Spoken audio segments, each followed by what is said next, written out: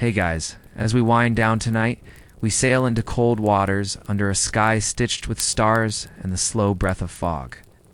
You are not in your bed tonight. You are aboard a Viking longship, a floating spine of creaking wood, soaked sailcloths, and 100 quiet regrets. The deck beneath you sways gently, never at peace. Salt stings your eyes. Your boots are wet. Somewhere to your left, someone is trying not to vomit. Someone to your right gave up trying hours ago. The wind howls a private melody through the ropes. And the oars slap rhythmically against the gray-green water, like the heartbeat of some old tired sea creature that wishes you'd all go home. You won't survive this voyage. Not for long. Not unless you learn to sleep with one eye open. Eat things your dog wouldn't touch, and embrace the idea that you'll never feel truly dry again.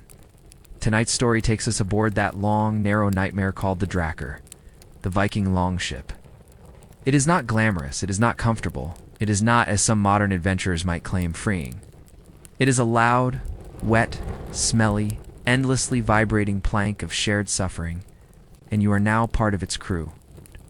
After enduring the salt and sickness of the sea, we'll meet one of the strangest, sharpest minds of the Viking age, a man named Egil Skallagrimsson, who wrote poetry about his enemies before breaking their skulls. Then, we'll walk among ancient runestones and burial mounds, trying to decode what the Vikings truly believed about life, death, and what waited afterward. And finally, we elves sneak into the longhouse of a Viking chieftain, where the power stinks almost as much as the fermented herring. So, before you settle in, feel free to give the video a like and hit subscribe if you truly enjoying the journey. You can also leave a comment. Let me know where you're listening from, what time it is there. It's always a small wonder to see people tuning in from so many corners of the world. Now, dim the lights. Maybe turn on a fan for that gentle hum in the background, and together, let's ease into tonight's story. You wake up wet. That's not new. You went to sleep wet, after all. But the fresh insult of being damp in new places, your elbow, your thoughts, the inside of your boot feels personal. The sort of personal that only salt water and old rope can deliver. Just the ship's wooden spine pressed against your spine, and the generous company of someone else's ankle. You had a cloak once. It's still wrapped around you, more or less, though it now smells like pickled animal and holds the warmth of a friendly puddle. You blink at the sky. Gray. That could mean morning, or another storm, or that Odin hasn't had coffee yet. The ship moves. Of course it does. Not gently, not like a cradle, more like a cow being dragged backward through a puddle. It sways, then lurches, then shudders. The boards groan beneath you, and the sea slaps the hull like it's offended you're still floating. Someone groans. Someone else spits something overboard that might have been breakfast. A third man is already singing loudly. Off-key, possibly in the wrong language. The sea is in a mood. You can feel it under your ribs. You sit up. Your knees crack like old furniture. The wind snatches at your hood and throws a fine mist across your face. The sort of mist that somehow smells of fish bones and sour memories. There's food, theoretically. A man with cracked knuckles and the disposition of boiled leather is doling out the morning meal. Porridge, if you're being generous. More of a paste, really. Lukewarm beige, and served from the depths of a goatskin bag that's probably seen things no goatskin should. You take a handful. It sticks to your fingers, then your teeth, then your soul. Air. S-bread, too. A hard round of flour and punishment that might once have been fresh, possibly during the last lunar eclipse. You chew, slowly, carefully. The bread doesn't give in so much as tolerate your efforts. Air smells of wet wool and other people's regrets. Someone somewhere has clearly lost a boot. Someone else has clearly lost the ability to bathe convincingly. There's fish, always. Somewhere beneath the deck, salted fish slowly dissolves into a vague soup of time and mold. You can smell it every time the ship exhales. You drink water. You tell yourself it's water. It tastes like someone tried to boil sadness in an old boot and forgot to take the boot out. Your hands grip the side rail. It's slick. It's with what? You don't want to guess? The railing has a texture that suggests shared suffering. You hold on anyway. You look out at the sea. It doesn't look back.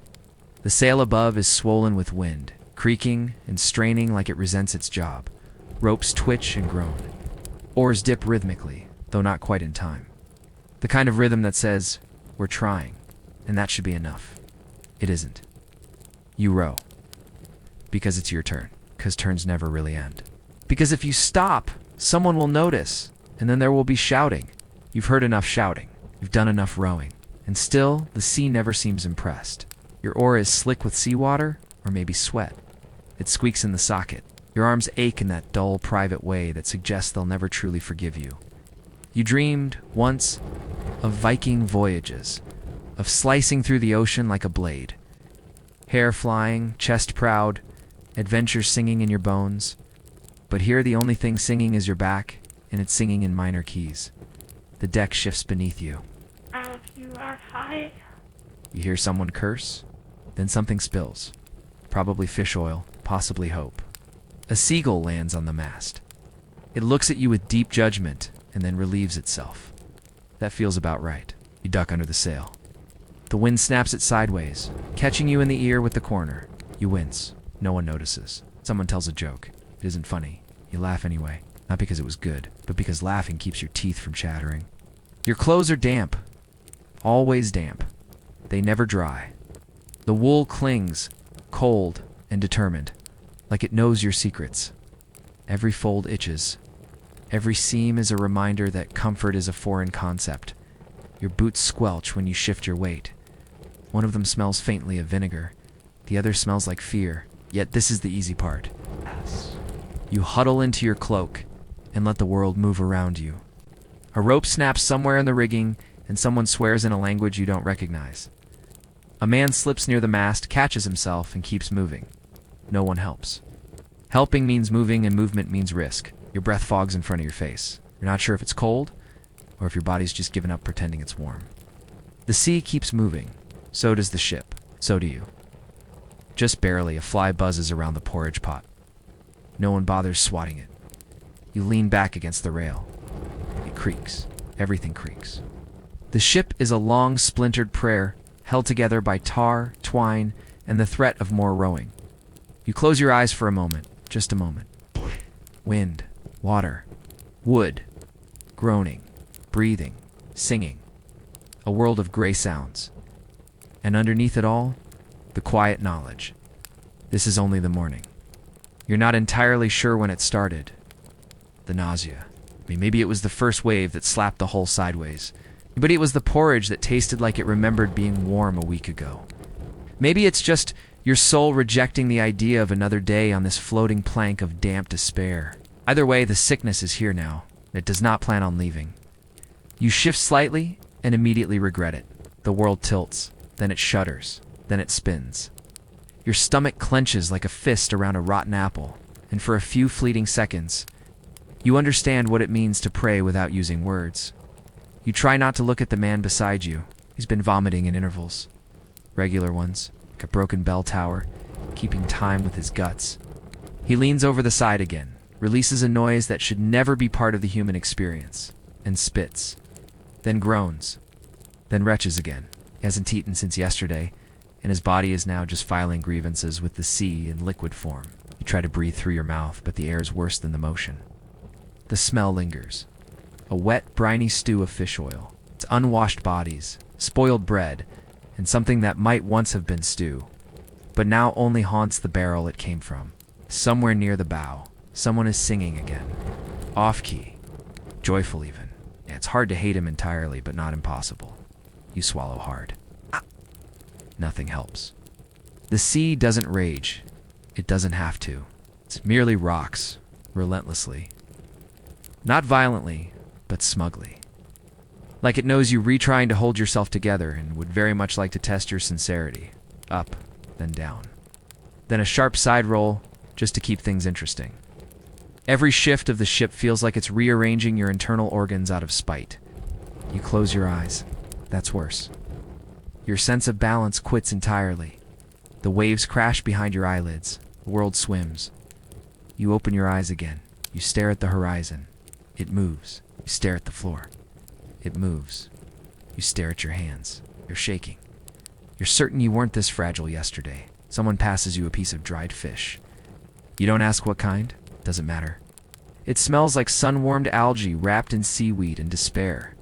You chew, because chewing is better than throwing up again. Barely. Across the deck, a younger crewmate has given up all pretense. He's curled into a limp pile of limbs and groaning into the wind. The man beside him offers a drink.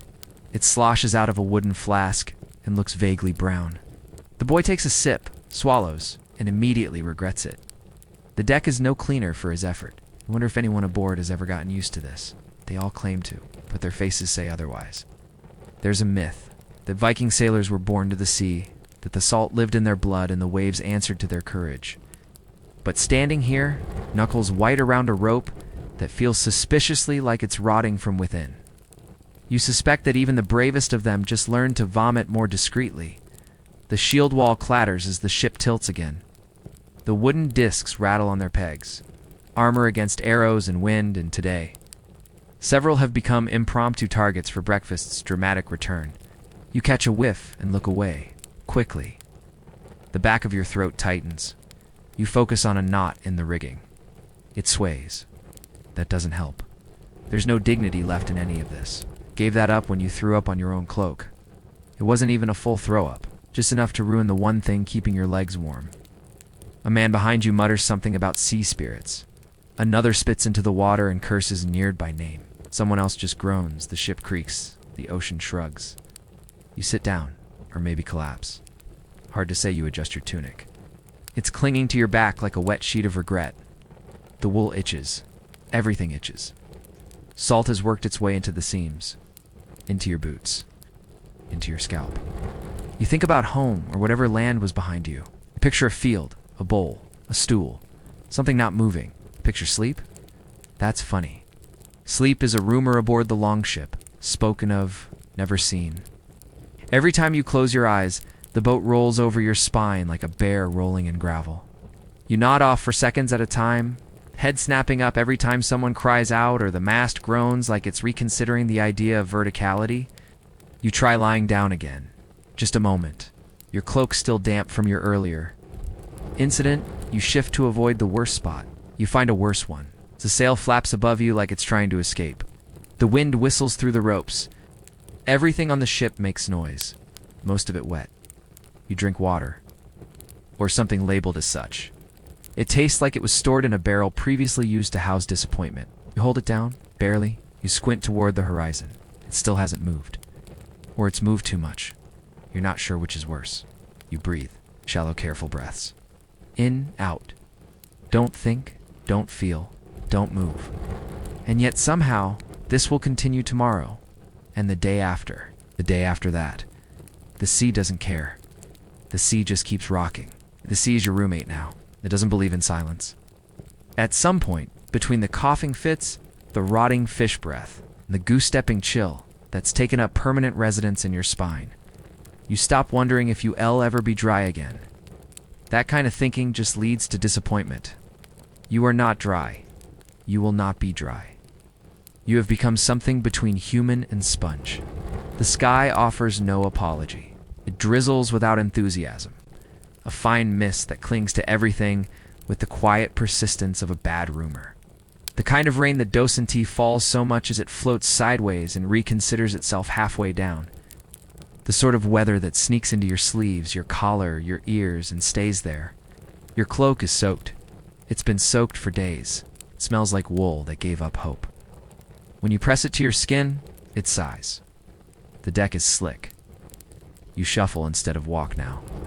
Everyone does. Real walking risks a fall, and a fall risks injury and injury. Well, nobody says it, but everyone knows. Injuries don't heal well out here. They fester. They leak. They attract flies.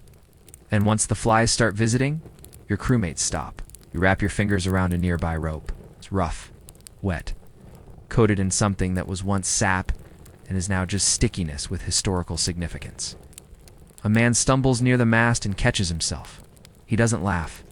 No one does anymore. Humor takes energy, warmth, dry socks, things you haven't had in days.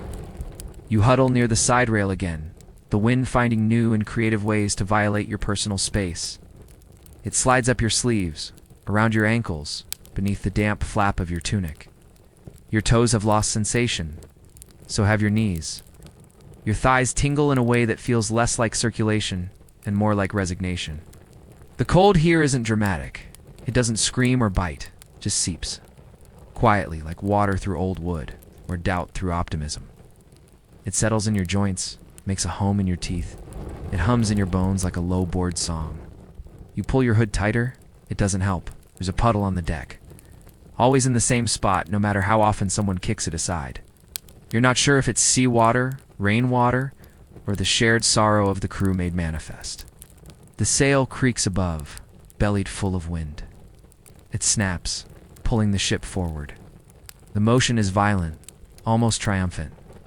For half a second, the boat lunges like it remembers what adventure is. Then it settles back into its usual sluggish roll, like a war horse with a twisted ankle. The man beside you is sharpening his axe. You don't know why? It's no battle on the horizon, no raiding village. Maybe it's habit, maybe it's comfort, or maybe it's just something to do with hands that don't want to think. The sharpening stone hisses across the blade, over and over, again and again. You lose count. Your own hands are red from the cold. The calluses from rowing have split. Small cracks, like maps to nowhere, filled with salt and the faint memory of warmth. You flex your fingers. They creak.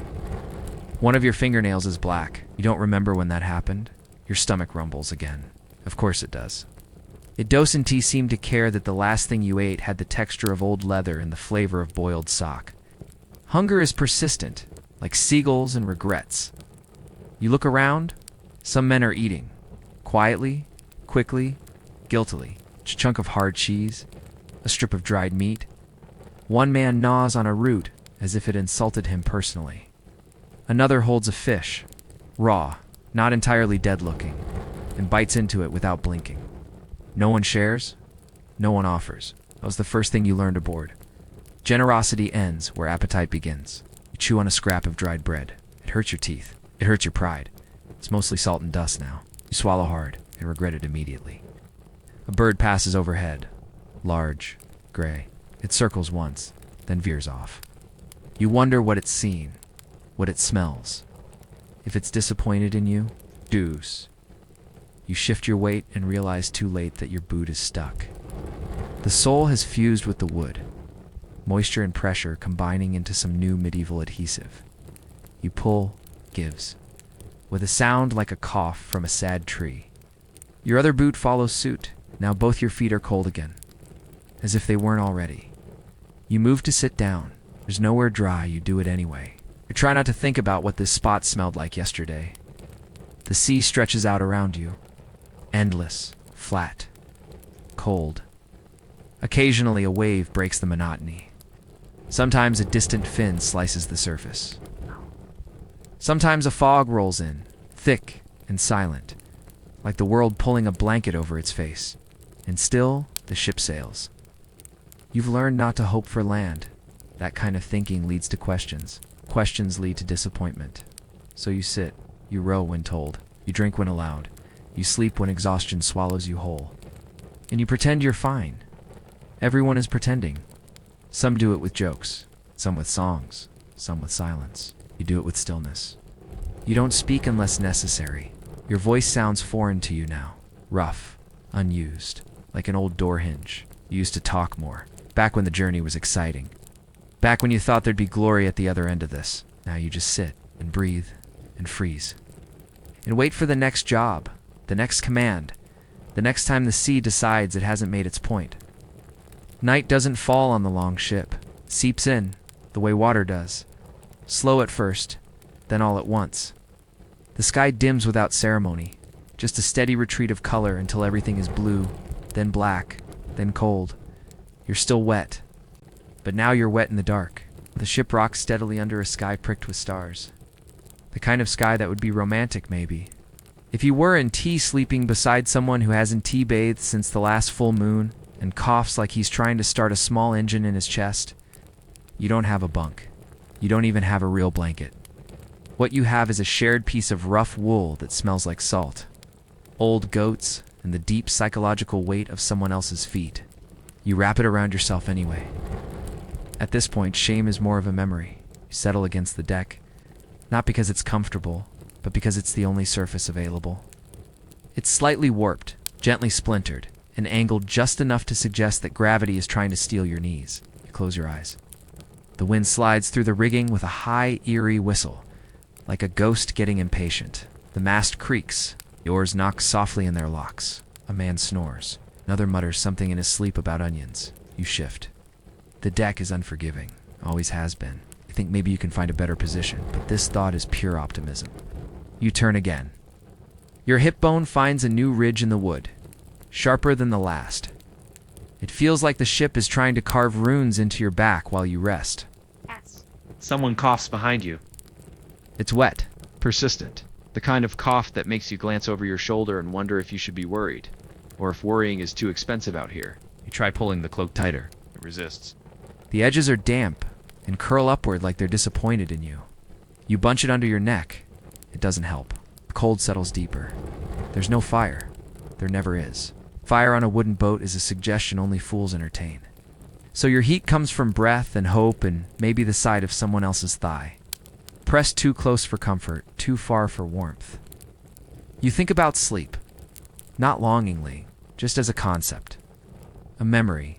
Something that used to come easily. Something that used to arrive like a gentle hush at the end of a long day. Now it's more of a negotiation. You drift. Just for a moment. Then the ship lurches. Your head knocks against something. A crate. A boot. Possibly your own knee. You groan quietly, so as not to wake the others. Not that they're sleeping well either. No one sleeps well here. You know this because you can hear them. Breathing heavily. Fidgeting. Whispering to themselves. One man muttering a prayer in the old tongue. Another reciting names. Not gods. People. Dead ones, maybe. Or family. Or people he intends to outlive. The stars are bright. They offer no warmth. You think about rolling over again. You do. Slowly. Every motion is a gamble. Your cloak shifts. Edge of the deck presses into your ribs. You sigh. This is what rest looks like now. A damp huddle. A stinging elbow. A splinter under your shoulder blade. And dreams, when they arrive, are vague and useless. A field you can't walk through. A fire you can't feel. A conversation with someone whose face keeps changing. You wake every hour or every other. It's hard to keep track. Time stretches here, thin and flexible like old cheese. Each moment feels eternal and slightly moldy. You adjust your legs. One has gone numb. The other is trying.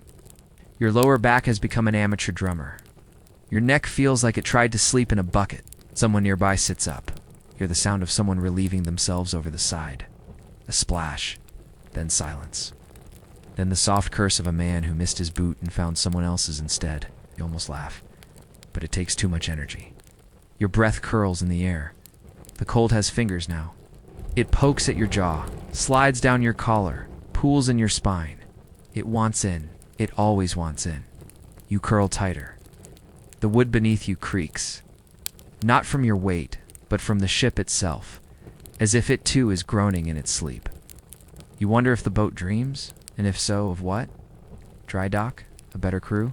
Sleep does come eventually, not like a gift, but like surrender. You slip into it the way a man slips beneath cold water, slow, gasping, unwilling. It's not restful, it's not deep, but it's something, and then a shout. You're up, instantly. Heart racing, confused. Nothing, just a bad dream. Not yours. Someone else's, they mutter. Settle back down. You don't. Your heart thuds like someone dropped a stone in your chest and forgot to pull it out. You lie still, staring at the stars again. Somewhere, something creaks. The ocean breathes. The cold grows teeth. You try to sleep. Again, it's a process. An argument. A truce. Eventually you find stillness. Not comfort, not rest, just stillness. And for now, that's enough. There's no sunrise, not really, just a gradual graying of the sky.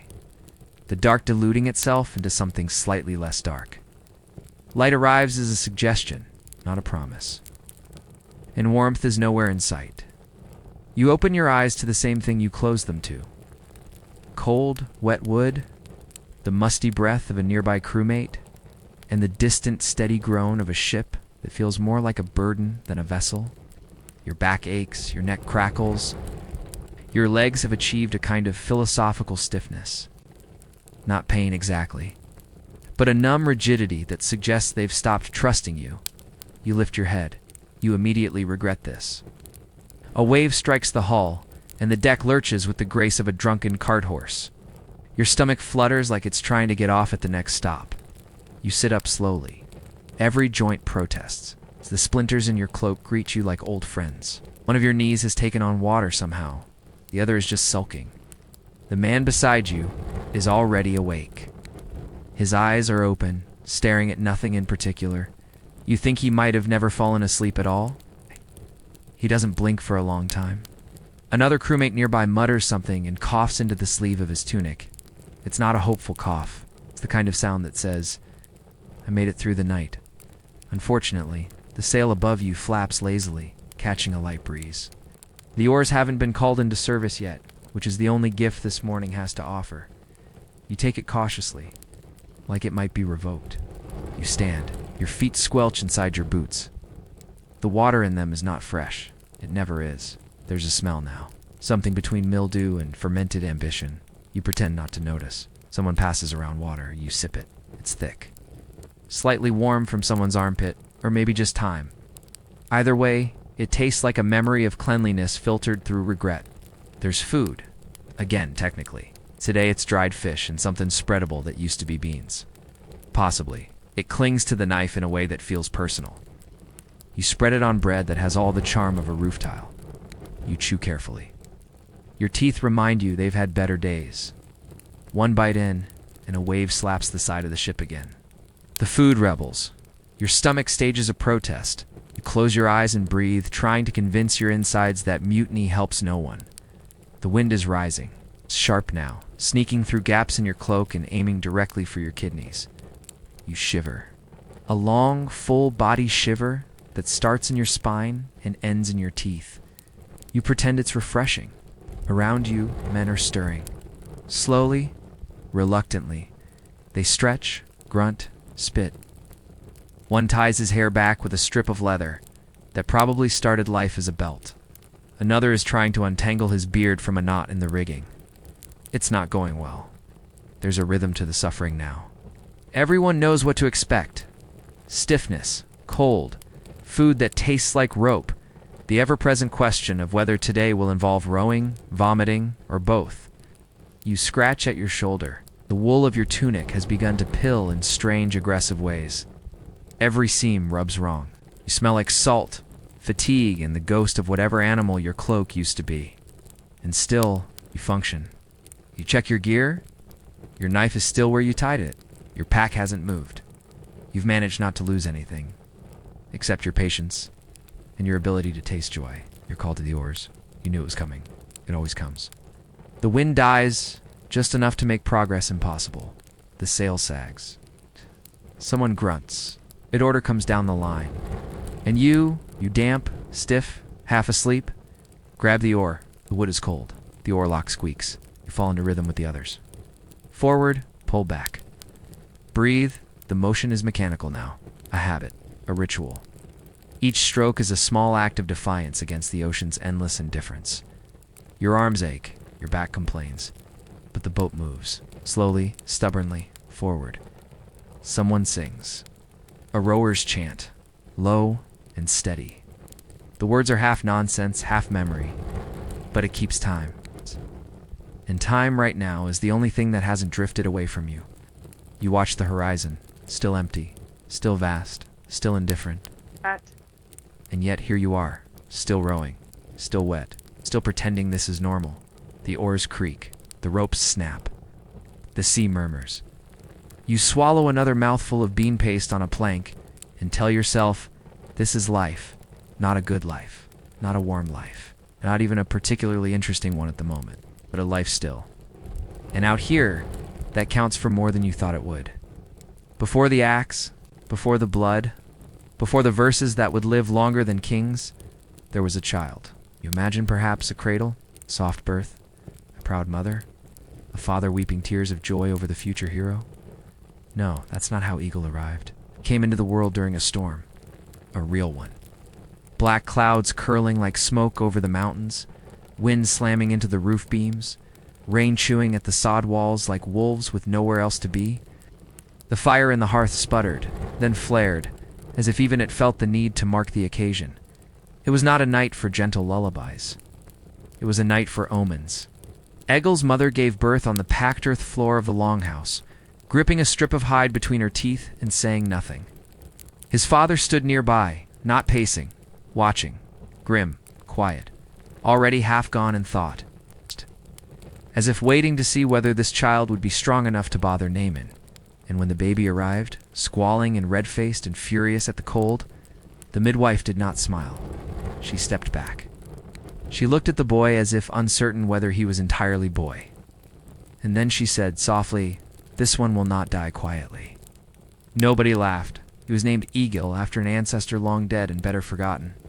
A name that hissed like a snake when spoken aloud. A name with sharp edges. His father was Skallagrim, bald grim, a man as cheerful as the name implies. A warrior, a smith, farmer when he had to be, a killer when it was simpler. He didn't expect much from his children, except that they survive and preferably not embarrass him in public. Egil was not what he expected. As a baby, he bit. As a toddler, he screamed when denied a second helping of meat and threw a wooden spoon hard enough to leave a dent in the wall. By the time he was 3, he had a collection of bruises and a suspicious familiarity with sharp objects. He didn't walk, he stalked, small legs stomping through the hall as if he owned the place. He once headbutted a sheep. Nobody taught him to be like this. By 5, he composed his first poem. Not a nursery rhyme, proper verse, meter and all. About a feast, about hunger, about wanting more than he was given, and people listened.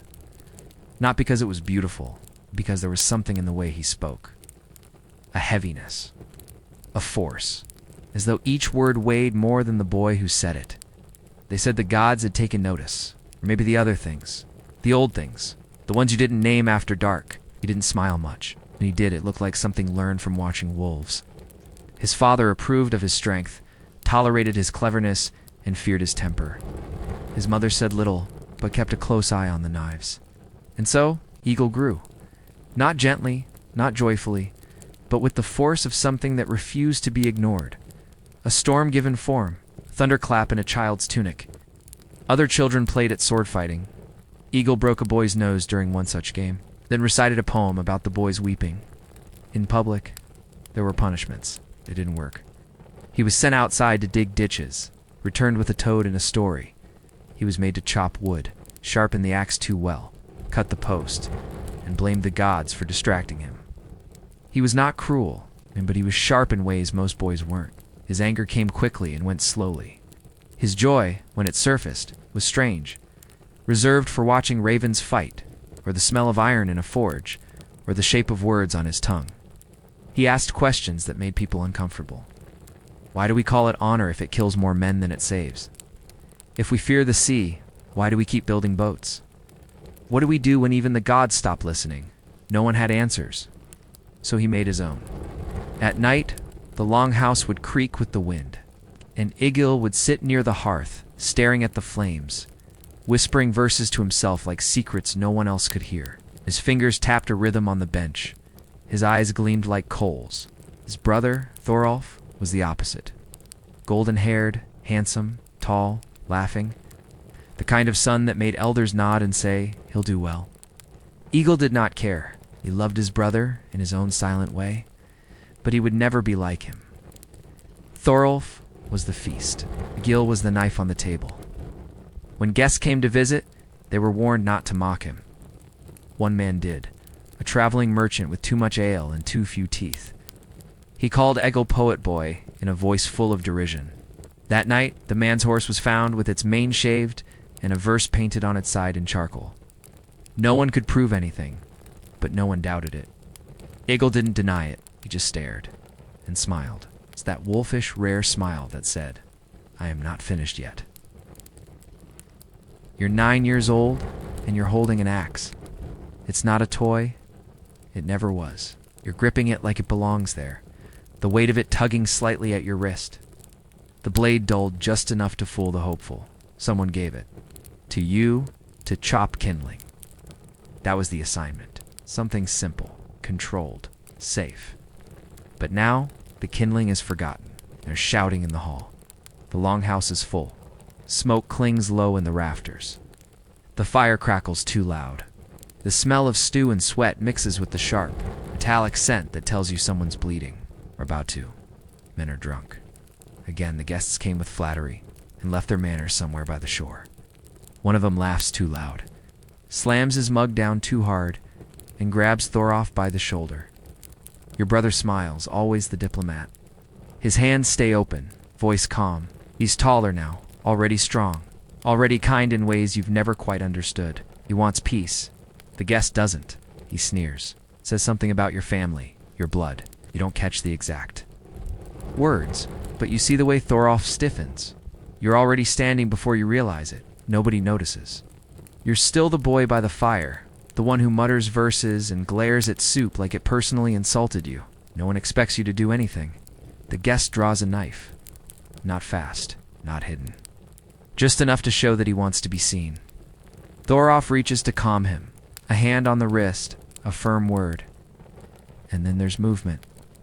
The man lunges, sloppy and slow. The blade slices his arm, shallow but red. He winces, still refusing to strike back. The room erupts into noise. You're already moving. The axe in your hand isn't heavy anymore. It rises, then it falls, then it rises again. You don't think, you don't speak. You don't even breathe. The man collapses, legs folding beneath him like broken furniture. There's blood, not a spray, a warm, awful gurgle. It spills onto the packed earth, dark and quick, and someone's cup falls over beside it. Barley beer and blood puddled together, indistinguishable for a moment. The shouting stops. You are standing in the silence with your axe dripping, your breath shallow, your eyes clear. Thorolf is staring at you. So is your father. Nobody moves. Then the man groans, not dead, just broken. His knife skitters away across the floor, spinning to a stop near the hearth. You lower the axe. Slowly, someone starts to speak. Stops. The fire pops. Skallagrim approaches. Slowly. Heavy boots on hard floor. He stops in front of you. His face is unreadable. You brace yourself for the blow. It doesn't come. He kneels, eyes level with yours. His hand reaches out, not for the axe, but for your shoulder. He squeezes it once, not gently. Then he stands, turns to the others and says, "The boy is old enough. That's all. There's no praise, no celebration. Just a new kind of silence, the kind that comes after something changes, and you realize, I'll never go back to before." You don't sleep that night. Not because of guilt. Not fear either. Just the strange heaviness in your chest. Like you've swallowed a stone and can't cough it back up. You sit by the fire. The bloodstain is still there, dark in the dirt. Someone tried to scrub it out, but it's settled in. Like a memory that refuses to fade, your axe rests across your knees. The blade's edge is chipped now. It sings when you run a finger along it, not a melody, just a dull hum of use. Outside, the wind howls. Inside, your breath fogs slightly in the cold air. You stare into the flames and recite a verse, soft and low. Steel sings softly when silence fails. The hand remembers, so does the earth. Nobody hears you. You aren't speaking to them. The next day, no one mentions it. Not directly. But when you pass through the longhouse, men step aside.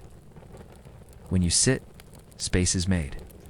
When you speak, people listen, not out of interest, but caution. You are still small, still sharp-tongued, but something is different now. You have blood on your hands, and the hall remembers. Thorolf claps your back, smiles even. "Quick work," he says. You nod. You don't return the smile. Skallagrim gives you nothing. No praise, no scolding, just a new axe, slightly longer, balanced. It arrives by your sleeping bench, wrapped in oiled cloth. No note, but you know who left it. And just like that, you're no longer a child. Not in this house. Asterisk, asterisk. You are 12 years old. You've already broken someone's jaw with a verse. Not physically. Not yet. But words can bruise if sharpened just right, and yours come honed like blades. You've learned the trick of meter and insult, how to lace a compliment with poison, how to rhyme a curse so sweetly that the cursed doesn't notice until everyone else is laughing. It began with a skald from across the fjord. He'd come to boast, as skalds do, slinging exaggerated tales of conquest and cunning while guzzling ale from a cup that once held better things. He mocked your family subtle. At first, then louder. He thought you too young to understand, too quiet to fight back. So you waited, and then you answered. One verse, perfectly timed, laced with reference to a sheep gone missing and a wife found laughing. The room erupted, scald. Didn't return, you didn't smile. You were already working on the next one, by 13. You'd been in 3 brawls and 1 serious feud, and you'd written about all of them, not for glory. Just to remember. Memory, after all, was slippery. But a verse stayed. Skallagrim began to notice. He didn't say it, never did. But when your voice rose during the evening retellings, he listened. When your blade struck true in practice, he didn't blink. When you challenged an older boy to a match and won with a broken-handled axe, he passed you a better one. No words. Just tools. That's how fathers speak. Sometimes you followed Thorolf on his errands, to trade, to bargain, to show presence. He was taller now, golden still, broad-shouldered, easy to admire. You were shorter, but no one missed you when you entered a room. Not anymore. People had started asking you for verses, battle songs, wedding blessings, curses masked as lullabies. You never said no, but you didn't always say yes either. The words had to want it. That's what you told them at night. You sat by the hearth, whispering stanzas to yourself, tapping rhythm into your thigh, tasting syllables the way others tasted broth. You wanted your words to land with weight, to sit in the stomach long after the listener walked away. But it wasn't just words, not now. Your sword skills had grown. It's not refined, not elegant, just brutally effective. No thanks. You didn't fight. Like Thoro, whose form looked carved by gods. You fought like someone who expected the fight to go badly and meant to win anyway. And you kept training. Quietly, endlessly, on tree stumps, on hay bales, on posts that had offended you by standing. Still, you went raiding once. A small boat, a small target. It wasn't glorious. Just a few huts along a lonely stretch of coast. You expected resistance? There was none. Just frightened faces and a goat that bit someone's hand. You took nothing. You stood at the edge of the firelight and watched the others' work moving. From home to home, efficient and strange. When someone asked why you didn't join, said you were listening to the wind, that was half true. The other half was that it all felt wrong. You had imagined something else. Not glory, exactly, but something bigger than this. And what you saw was men stepping over bowls of porridge, tripping on fishing nets, and arguing over a sheep. Still, your name was mentioned when they returned. Not because of what you took, but because of what you said. A single verse, spoken quietly by the fire, made the others look up, made them nod, made them remember that even among axe arms and seasoned killers, your voice carried weight. It was strange, realizing that you were no longer just someone's son. At 14, you buried your first friend, a farm boy younger than you. He fell from a ledge while gathering herbs. Nothing dramatic, just a slip, a crack, a breath that didn't come back. You didn't cry. Not then. But you carved a verse into stone. Small, crude, barely legible. Only.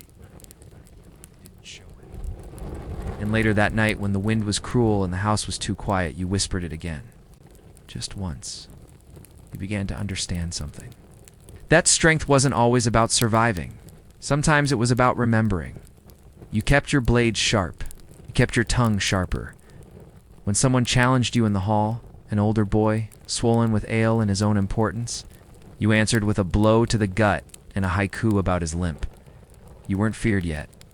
Not quite, But people had started looking at you differently. Not as a boy, not as just a poet, not as just a fighter, as something in between. Something not yet shaped, but dangerous already. Thorolf clapped your shoulder one morning before. "Heading off to sea, you'll do well," he said. You didn't answer, but your heart thudded once, hard enough to be noticed.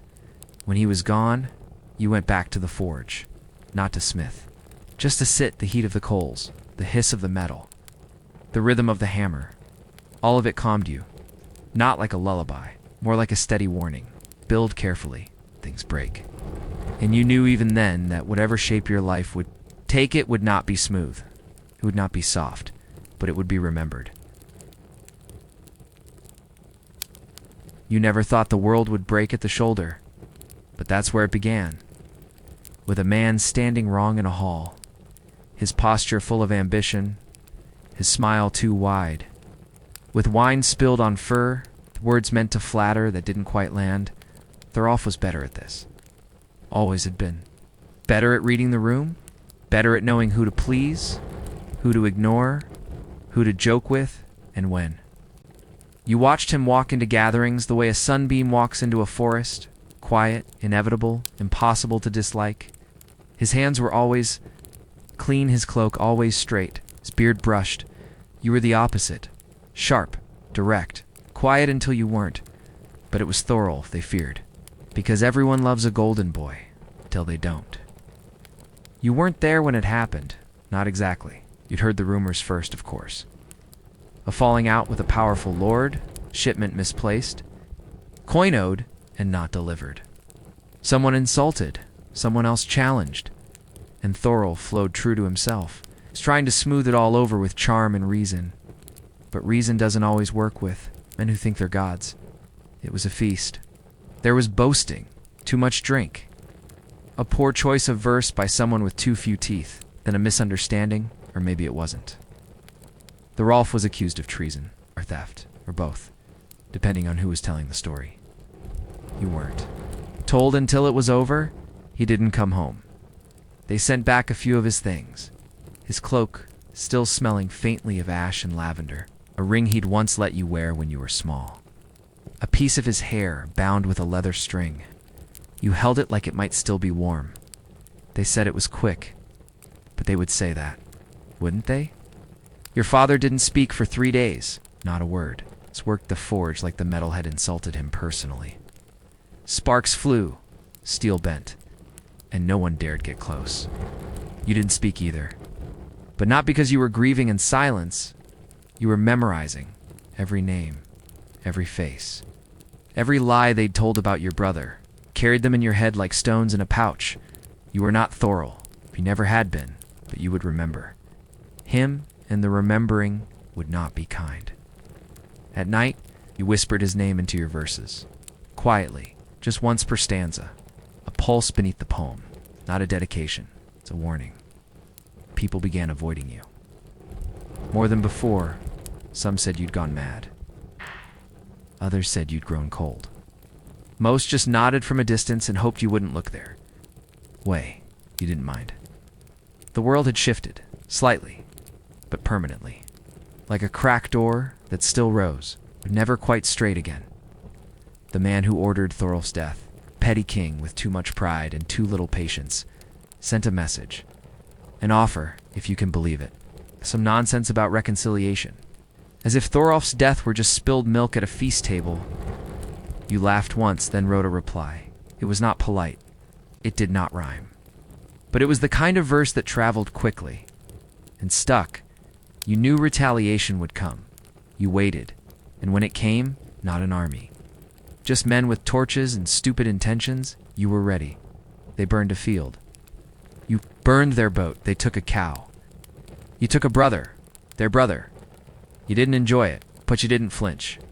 People started whispering your name the way they'd once whispered his, and you hated that, because Thorolf had been kind, steady, joyful in ways you were not. He would have found a way to forgive them, or at least to walk away with dignity. You weren't him. You were what was left behind. Your father finally spoke. He said, "We'll bury the name in stone." So you did. Cairn built with your own hands. Your own sweat And your own tears, though no one saw the last part, the rock stands alone now. Up on the bluff, where the sea is loud but never cruel, and the grass still grows in wind-thrashed tufts. You visit sometimes, not often. But when? You do. You speak no words. There's nothing to say. Not anymore. Only this. That every time you lift a blade, every time you write a verse, every time someone mistakes you for a man who's forgotten, you remember. And that is the only justice left. Asterisk, asterisk, asterisk, you arrive late. Air is warm with fire and fermented promises. Laughter spills like spilled drink, loud, sloshing, and not entirely sincere. A bard is droning on about a battle that probably happened, or maybe didn't, but involves enough axes and shouting to keep the crowd content. You take your place at the edge, not at the high table. You're not welcome there, not anymore. Not after last time. It's been a year since Thorolf died. The cairn still stands. The name still burns. And you are something else now. A man grown, at least in height. Your face is narrowed. Your voice no longer cracks. But it's your presence that carries weight, the way silence settles. When you enter a room, the way knives are checked twice when you're near. The meat arrives in wooden cups. Warm, sour. You drink it anyway. It burns. You hope it does. A man across the room is already watching you. You don't know his name, but you know his kind.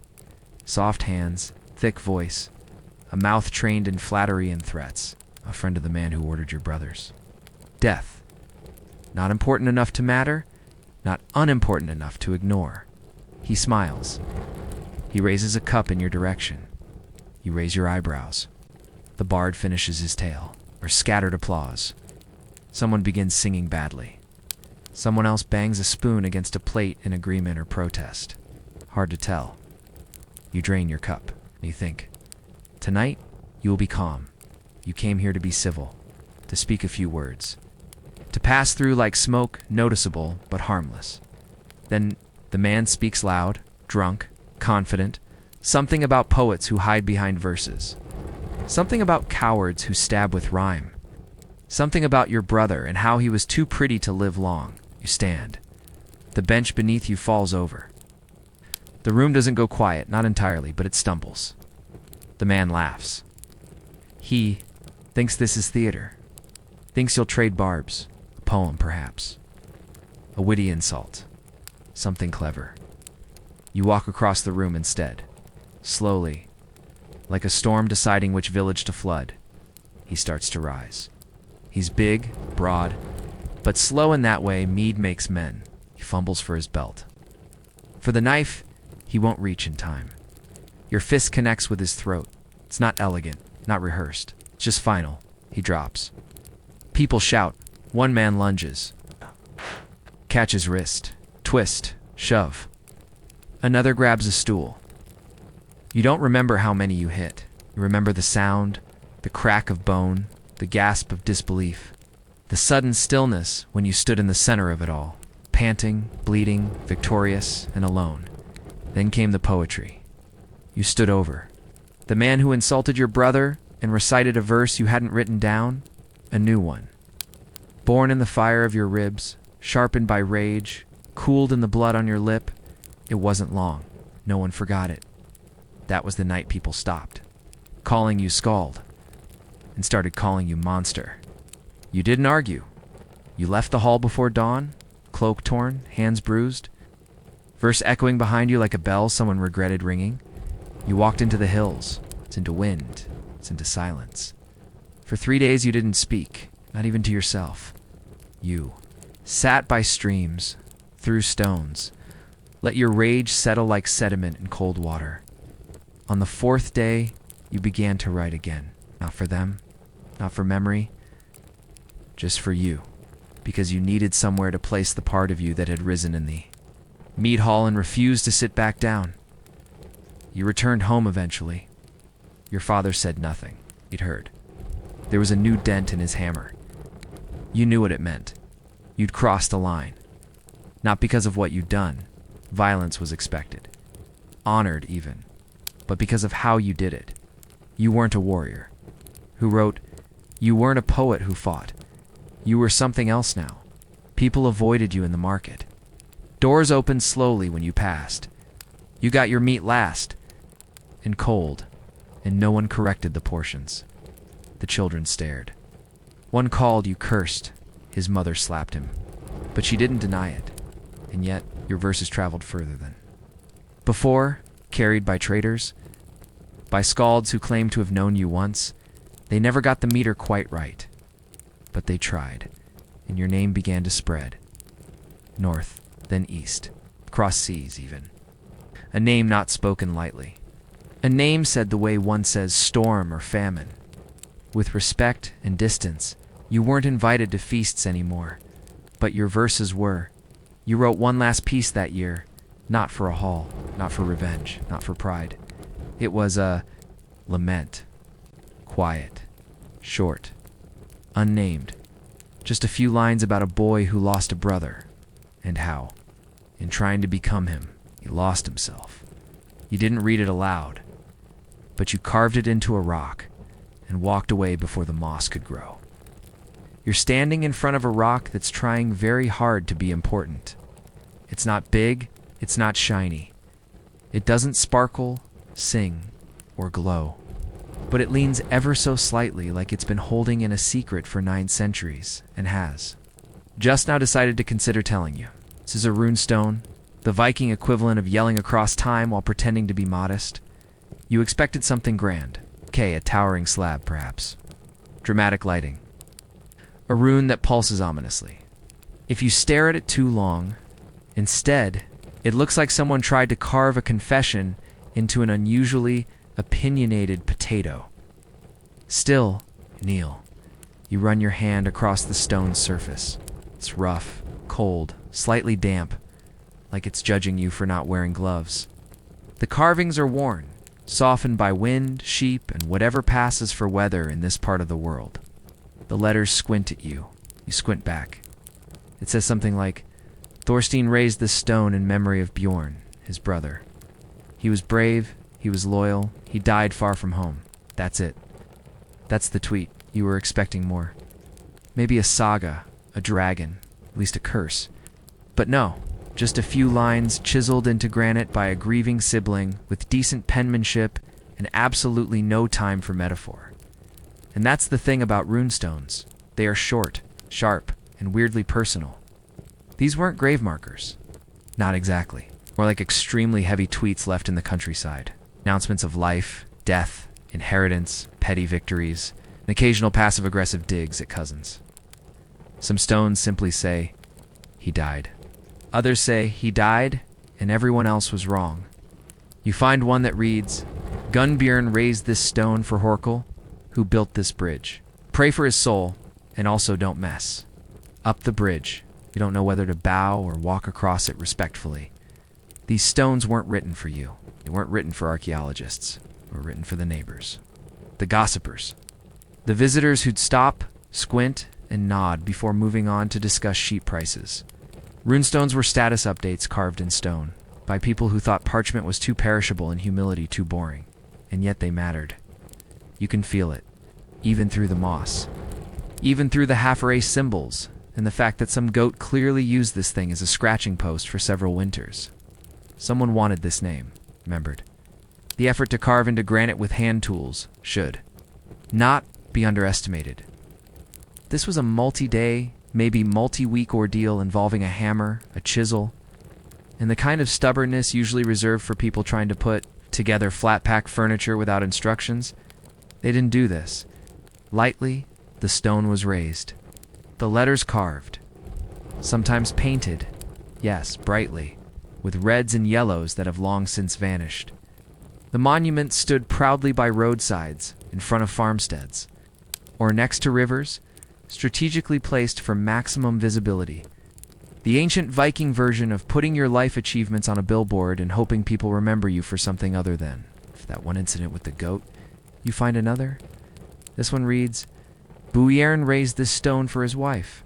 She was wise and strong and better than any man.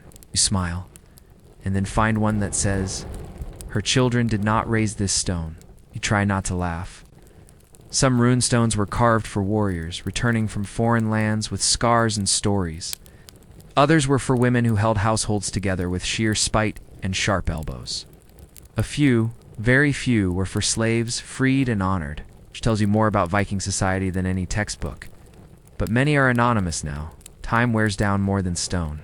The names blur, the edges crumble. Start to realize that every missing rune, every gap in a sentence, is a silence you'll never fill. And yet the stones still stand. Somewhere in Sweden, there's a runestone that says Toki carved these runes, and he did it well. Nothing else. It's just pure, confident self-marketing. You respect that.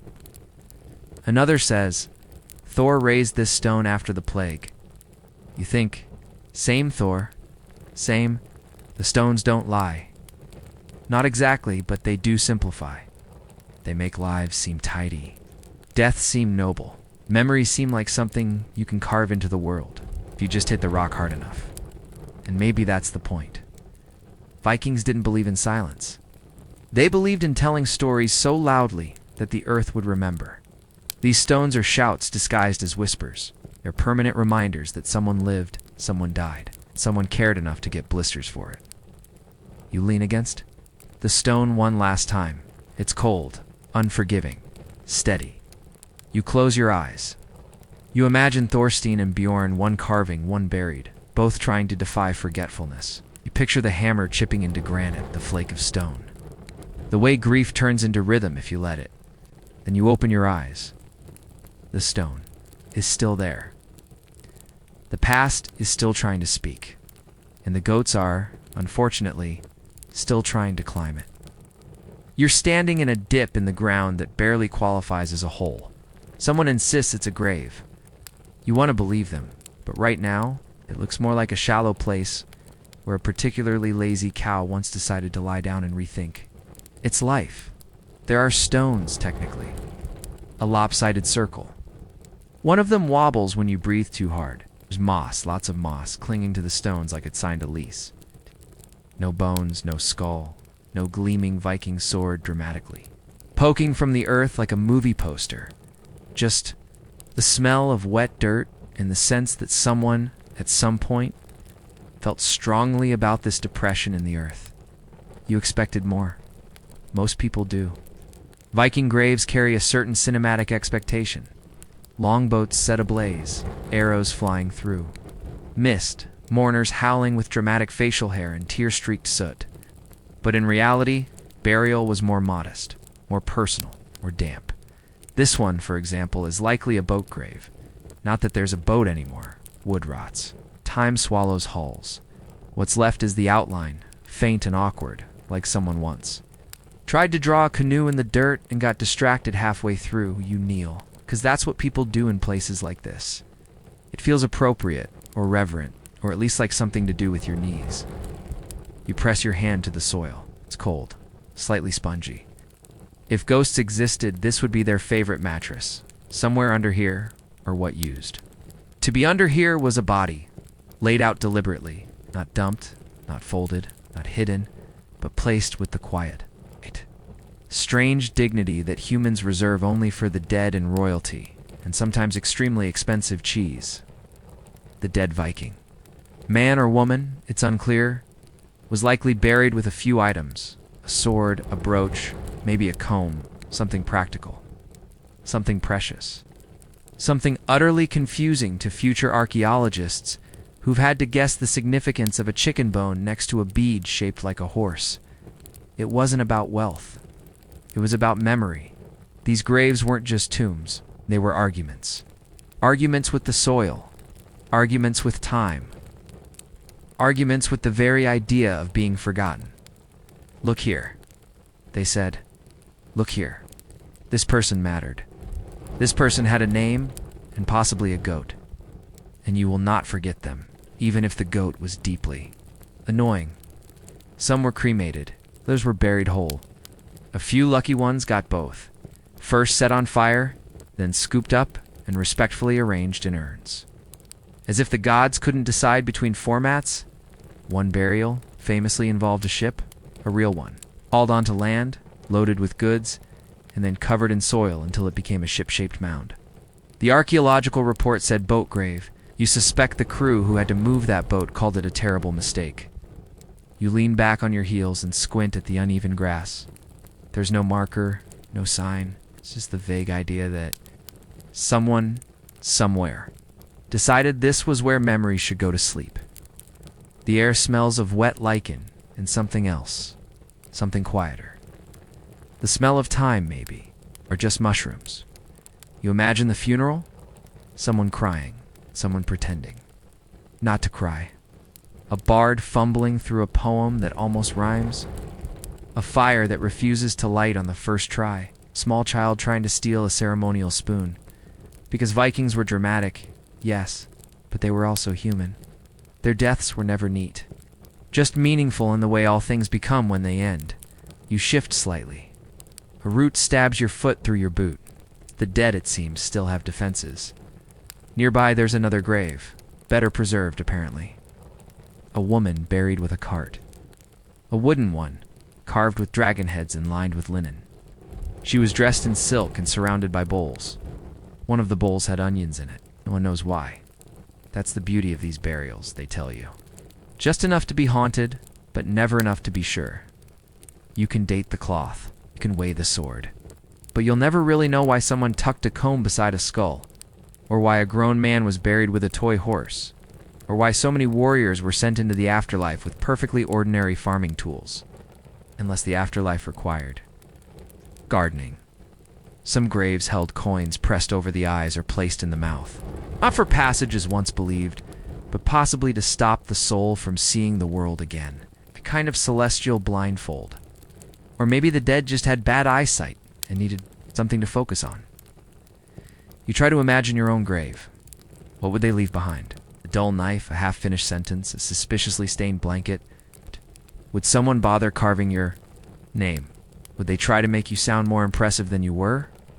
Probably. Most runestones lie. That's not cynicism. It's tradition. Brave in battle, they write about someone who died slipping on a fish. Beloved by all, carved for a man who never tipped his brewer, strong as Thor, when everyone knows he had gout. But the lie isn't the point. The carving is, you stand up again, shake the moss from your knees. The stone ring is still there, lopsided and hopeful. The ground hasn't changed. It won't. And that's the thing. The dead don't speak. They just wait. And sometimes, if the dirt doesn't shift too much, they get remembered anyway. You're walking across what appears to be a slightly lumpy field. From a distance, it looks like someone tried to mow the grass with a sword, got bored halfway through, and left the rest to be shaped by sheep. But this isn't just any field. It's a cemetery, a Viking one. A place where people were once planted with more ceremony than most crops. There are mounds, low, subtle. Some are just bumps. Others are nearly hills. None of them have signs, fences, or gift shops, which is how you know they're real. You pause by the largest one. It has the air of a sleeping animal. Not dangerous, just resting, waiting. You don't step on it. Not because of superstition, though that helps, but because the idea of stepping on someone's eternal bed feels rude. Even by Viking standards, this mound likely holds a boat, real one, full size, buried under turf and centuries of forgetting. Inside, a person, possibly a chieftain, possibly someone who just happened to own a boat and die dramatically. The boat burials are rare, yes, but not mythical. Archaeologists have dug them up, carefully with brushes, trowels, and a level of reverence normally reserved for bomb disposal and extremely fragile cake. What they find is both impressive and ... weird. Swords, shields, axes, a comb, a pillow, a bucket. One burial included an imported peacock, which means someone, somewhere, thought the afterlife required exotic poultry. You continue walking. There's another mound, smaller, shallower, possibly a child, possibly someone poor, possibly just a really compact Viking who fit neatly into a hole and left behind only a brooch and a single shoe. These cemeteries aren't organized the way you might expect. There are no rows, no neat lines. to clusters, groupings. Only the dead understand. You get the sense that burial was partly spiritual, partly political, and partly about where the sun looked nicest in the afternoon. Some graves are lonely outliers beyond the main cluster. These are the troublemakers, the weird ones, the exiles, or maybe just the ones who died on inconvenient hills. You crouch beside a stone marker, small, half-buried, covered in lichen that looks older than monarchy. It has no inscription, number, runes, just a notch. That's it. A single carved notch. Maybe it meant something. Maybe it was decorative. Maybe it was just a mistake someone decided to leave in. You think about how much faith it takes to bury someone with a sword and a drinking horn and then walk away, believing that's enough. The cemeteries stretch across Scandinavia, Denmark, Norway, Sweden, Iceland, Finland if you count the ones that were only Viking adjacent, even parts of the British Isles, where Norse raiders eventually became Norse neighbors. Which was arguably worse. The layouts changed by region. In some places, they built stone ship outlines, massive stones arranged in the shape of long boats, with the grave in the center. A burial wrapped in metaphor. He was a sailor, it says. Even now, the ground can't stop him. I walk. Walk past one of these stone ships. It's hard not to feel something, even if you're skeptical. Even if you know most of these stones have fallen over, been repurposed as fence posts, or casually removed by farmers who needed a good rock to stop a pig from escaping. Still, the outline remains. You stand in the middle of it. You imagine wind filling sails that aren't there. You imagine the earth beneath you creaking like a hole. You imagine the horizon is just out of reach. The cemetery is quiet, not in a spooky way, just in that deeply patient way only dead people manage. Somewhere a raven calls. Of course it does. You wonder how many names are buried here, how many stories, how many arguments, how many objects meant to guide, protect, or mildly impress the gods. One man was buried with his smithing tools, another with a pair of ice skates. Made from horse bones, one grave had 2 horses, another had 9. Archaeologists assumed that one died rich, or extremely indecisive. Sometimes you find double burials to people side by side. Were they spouses, siblings, enemies, forced to share a grave because someone misread the map? In one famous site, a woman was buried with weapons, armor, and game pieces. Small carved tokens arranged like someone had just lost a very dramatic match of Viking chess. For decades, scholars assumed it was a man. It wasn't. She was a warrior, and possibly better at board games than you'll ever be. The thing is, Viking cemeteries aren't consistent. They're not designed for future tourists. They don't come with guides, schedules, or even consistent grave goods. What they offer is something simpler and somehow stranger. Proof that someone was here, and someone else cared enough to bury. Then properly, you walk the edge of the field. The sun is starting to drop behind a distant ridge. The mounds cast long shadows. You count them briefly. You lose track. At 20-7, somewhere beneath your feet, a rusted axe sleeps beside its owner. A bone comb has outlived its user by a millennium. A buckle still holds the shape of a belt that held up someone's last good tunic. You wonder what parts of your own life might survive 1,000 years? The stone's gone, the bones, dust. But the spoon? Probably the spoon. It's always the spoon. You. Turn back once before you leave the cemetery. The mounds are still there, still quiet, still waiting for someone to remember they were more than just shapes in the grass. You won't be the last, but you were. At least for now, the only one listening. You're inside a ship, except it's also a tomb. It's not floating. It's buried in a Norwegian hill where even the wind sounds like it's whispering secrets it swore it wouldn't tell. This is the Oseberg ship. And it is. By every available metric, completely absurd. It's carved like it expected an audience. Sleek curves, curling ends, dragon-headed prow, the kind of design that says I could carry warriors, or I could just look magnificent on a postcard. It's roughly 70 feet long and sits beneath a roof now, preserved in a museum, protected from the elements and modern sensibilities. But it wasn't meant for glass cases and descents with laminated laners. Else, two women were buried here. Not one, two. That part alone tells you something strange was going on. We don't know their names. No carved runestones survived to shout it across the fields. But they were placed with care. Laid on beds, surrounded by silks and tapestries and things that smell faintly of wealth. Ritual, mild overcompensation. One of the women was in her 70s, the other younger. Some say priestess, some say queen.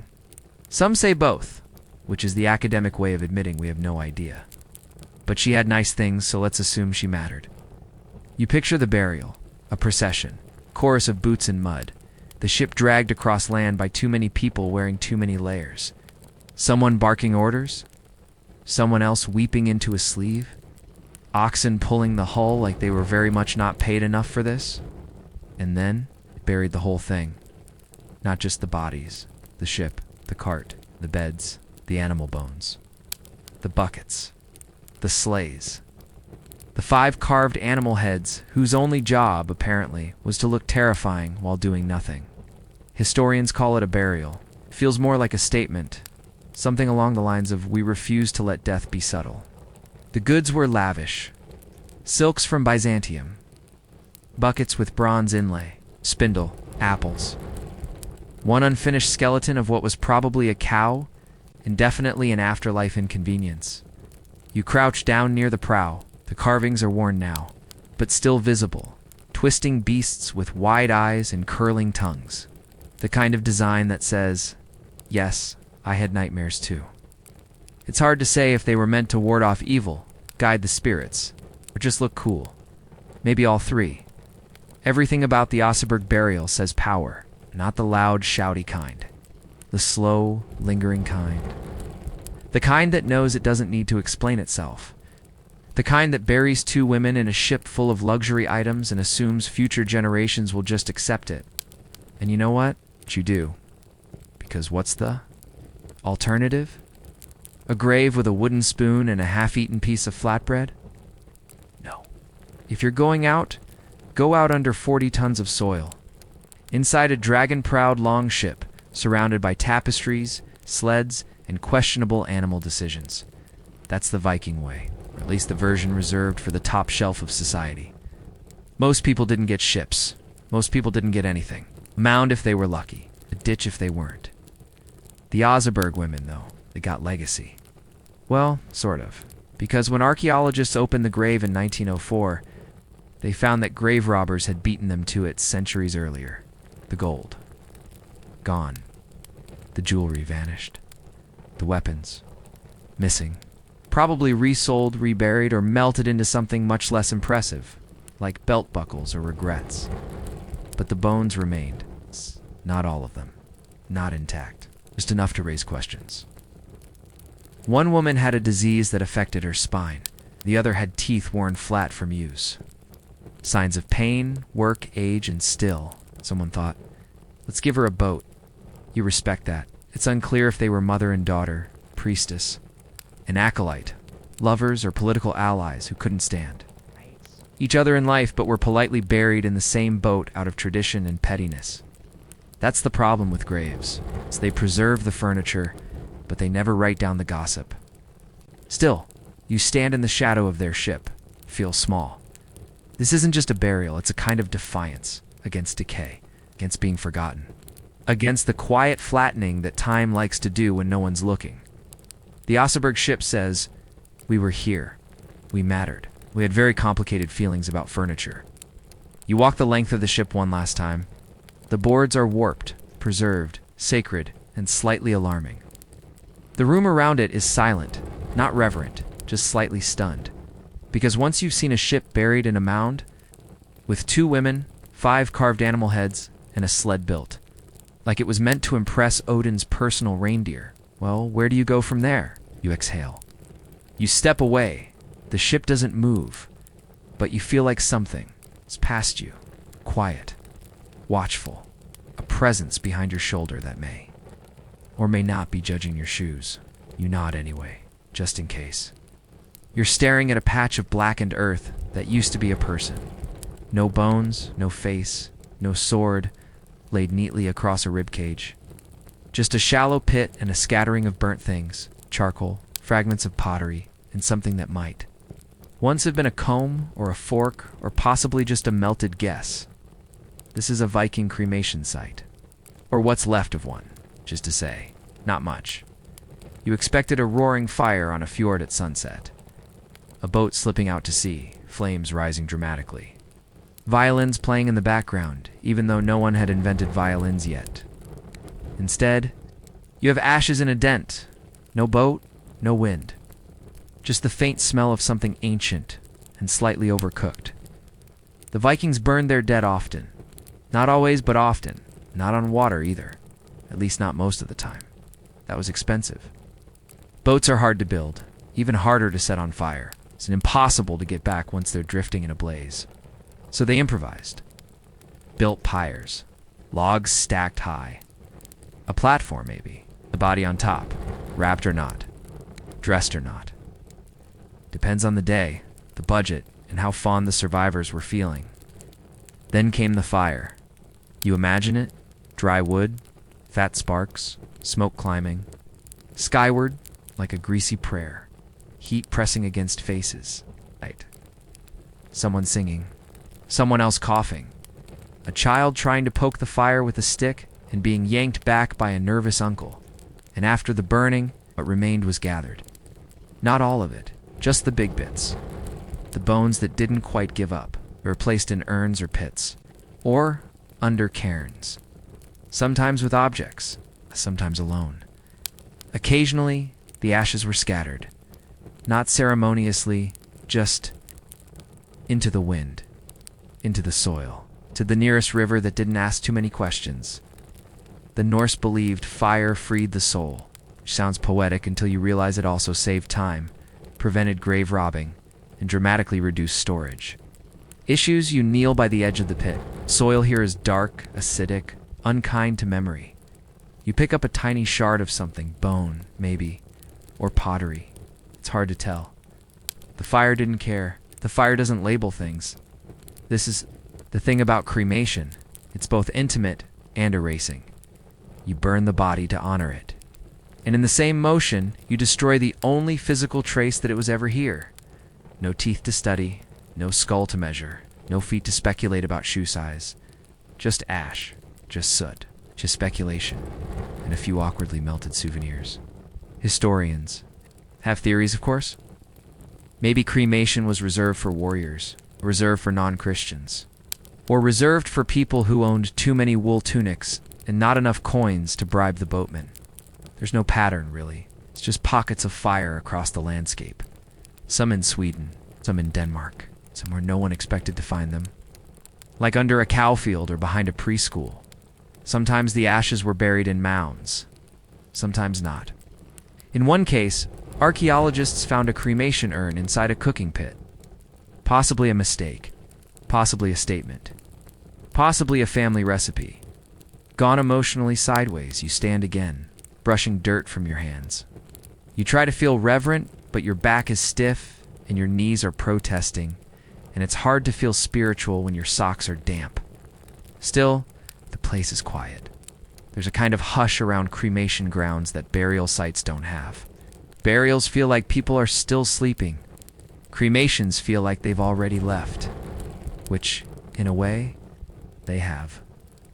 The soul was believed to rise with the smoke straight to Odin, or Freya, or whichever deity had the least paperwork that day. The smoke carried messages, memories, sometimes the scent of very expensive pine, a final gesture of escape or evaporation. You stare at the scorched dirt. You think, this is what's left of a person. Ate this. And maybe a brooch half melted into. Slag. This, and whatever stories people managed to keep telling after the fire had gone out, it's not much. But then again, neither are most of us. In the long run, you walk to the edge of the field. A few stones line the perimeter, but not in any readable pattern, just scattered. It's like someone tried to build a sentence out of punctuation marks. A nearby museum display once claimed this was a high-status cremation. You have questions? There are no grave goods, no ornaments, Just one lump of charcoal shaped like it used to believe in something. You want to ask the experts what makes it high status? The location? The burn depth? Now the fact that someone remembered to label it? You think about your own funeral. You think not fire, not burial. Just compost me quietly and grow me into a turnip. Someone will judge it a fair. But the Vikings wouldn't have liked that. Too humble. Too quiet. They wanted fire or mound. Ash or memory. A sword or a curse. Something to say. I mattered. It were furs. I yelled in battle. I died as loudly as I lived. And even now, centuries later, you can still feel the echo in this pit, in this charcoal, and the way the wind smells faintly of smoke even when there's no fire. You turn once, before leaving, and nod to the blackened patch of soil. The dead don't answer. But then again, they already said what they needed. In flame. You're not sure what you expected from a Viking longhouse, but this, wasn't it? The door doesn't creak open majestically. It sticks, then groans, then hits something soft, possibly a sleeping dog or a very unlucky guest, before swinging. Just wide enough for you to slip in and regret all your life choices in one long inhale. The smell is immediate. Thick, confident, like a stew made from damp wool. Fermented fish, wet wood, and the warm breath of people who have no interest in windows. You try not to breathe through your nose. You fail. Doesn't matter. The smell is already inside you now. It owns you. This is the chieftain's longhouse, the political, social, and gastronomic center of the village. Large rectangular building where important decisions are made, alliances formed, grievances aired, and many questionable things are eaten. The hall is dim. Light filters through smoke holes in the roof. Catching in the air like dust has decided to perform interpretive dance. Fire pits run down the center, flickering with low flames that smell more of grease than wood. Benches line the walls. Furs cover them badly. One slides off as you sit, revealing a splinter that goes straight into your thigh. Congratulations, you've been seated. You look around. The place is full of people trying to look more important than they are. Cloaks are draped just so. Axes displayed at awkward angles. Beards combed into submission. Jewelry worn in the kind of excessive way that says, "This was looted, and I want you to know it." The chieftain sits at the far end, elevated, of course. Not on a throne exactly, but a chair with slightly more carved dragons than the others. And a fur that probably once belonged to something extinct. He's not speaking. He doesn't have to. His silence is doing all the talking. Next to him is his wife. She's smiling the way only someone who survived 3 famines, 2 feuds, and a childbirth next to a burning barn can smile. Which is to say, not much, but you feel it anyway. A servant passes by with a tray of cups. You take one. It's warm. Smells like mead. But only if mead were left too close to a goat for too long. You sip it anyway. That was a mistake.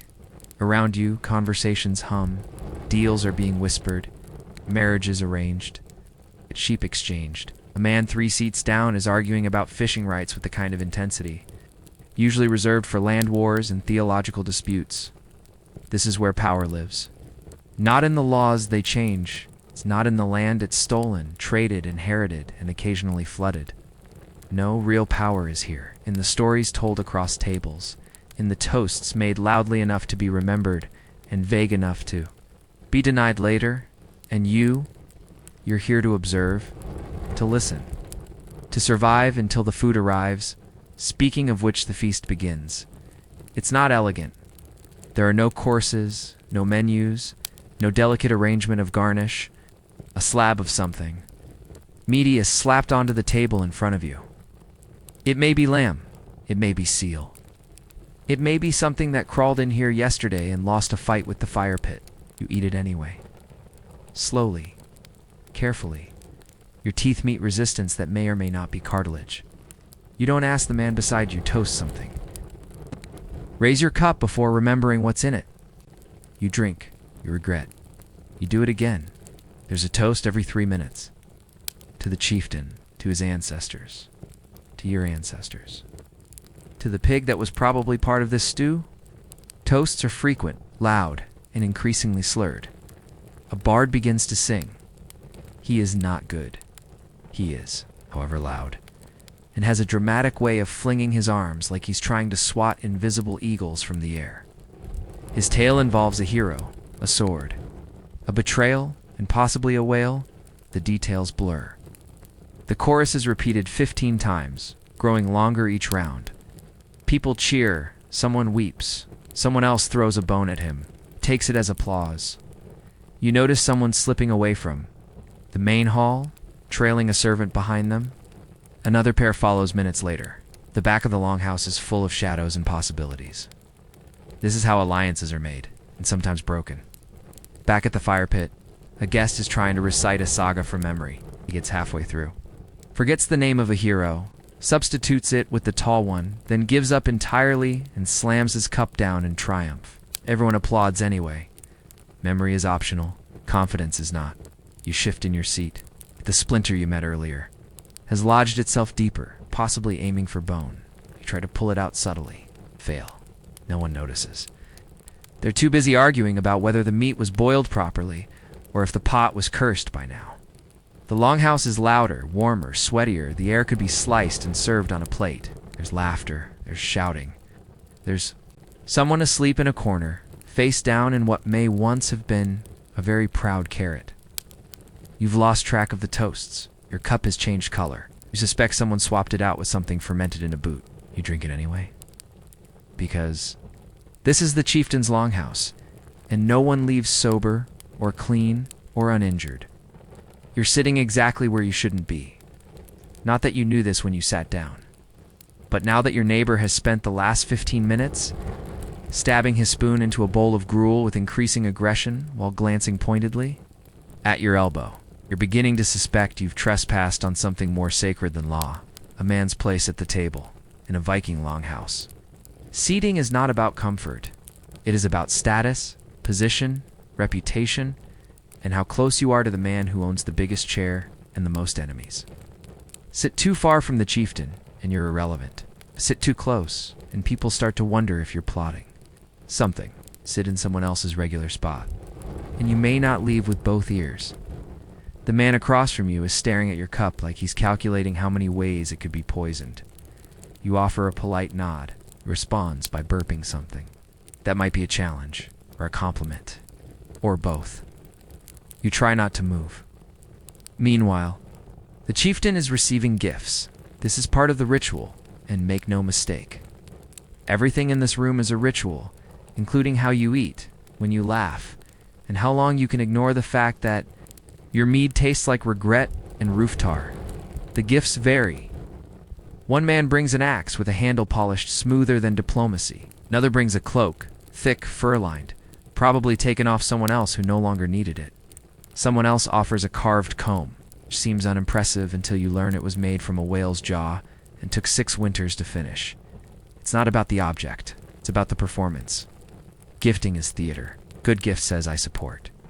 You, a great gift says, I support you more than he does. A bad gift says, please forget what I did last spring near your cousin's barn. In return, the chieftain nods. Sometimes he grunts. Occasionally he smiles. A terrifying event that makes half the room clutch their goblets a little tighter. He offers tokens back. A silver arm ring, a promise. A vague gesture that could mean you're in my favor, or you'll be first to die in the next raid. You wonder what you're supposed to give? You glance at your satchel. Inside, 2 turnips, a wet cloth, and a vague sense of doom. It's probably not enough. There's tension in the hall. Not dramatic, not overt. Just the low, steady hum of men and women, pretending they aren't about to challenge each other over a sheep that wandered across a border. During last winter's blizzard, politics in the longhouse is rarely spoken. It's toasted, it's coughed, into conversations. It's hinted at through eye contact and the subtle repositioning of elbows. It's in who fills whose cup, who serves whom meat, who gets the first scoop of stew, and who gets the suspiciously boneless bit. Power sits on the table in bowls and wooden platters, and it shifts bite by bite. You try to follow a conversation between 2 men 3 seats down. They're smiling, they're laughing, they're possibly arranging a murder. It's hard to tell. A woman nearby is watching them. She's dressed, finely, but not too finely. Her rings are tarnished just enough to suggest modesty, her hair braided with purpose. She doesn't speak, but she's listening harder than anyone else in the room. You suspect she knows which marriage proposal will be accepted tonight, and which throat will be cut next month. She catches you looking. You look away. Too late. She smiles. You pretend to eat. The man beside you, spoon stabber, has moved. On to grumbling. Catch a few words? Wrong place. Soft hands. Fish-blooded outsider. You consider moving. But there is nowhere safe to go. Only places where new mistakes wait patiently. The chieftain stands. The room hushes. Slowly. The way drunk people hush unevenly, with several last words shouted just a little too loud. He doesn't speak long. Chieftains rarely do. Words to them are like ships to many, and you start to look uncertain.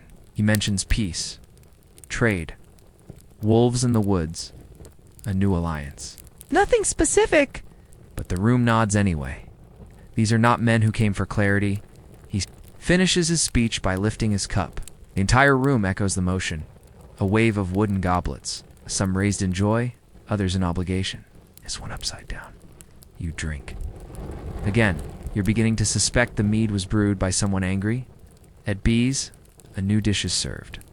Something thick, something gray, something that may once have been part of a seal, or possibly the thing that ate the seal.